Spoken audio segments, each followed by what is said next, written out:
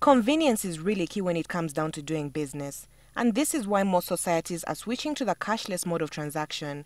This is where, as a business owner, you may want to consider looking into debit cards. But what exactly are debit cards? A debit card is a plastic, or you can say it's a plastic payment method because we usually use the debit card to pay for something.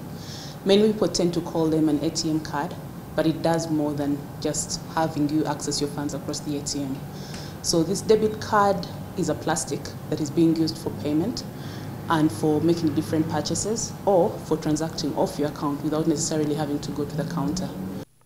And if you're that kind of businessman whose scope is not restricted to just one country, but are looking to tap into other markets, then you could really stand to benefit from debit cards.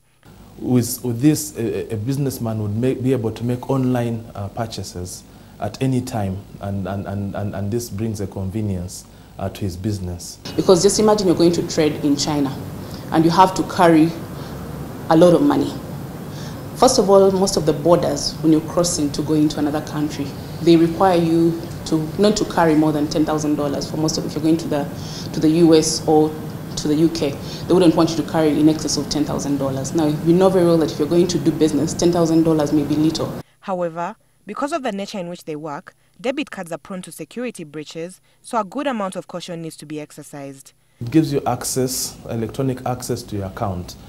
And by that it means that you've got to be you've got to be careful and understand that should an individual and a third party get access to that card, your account might be compromised, meaning that the funds could be fraudulently withdrawn from your account.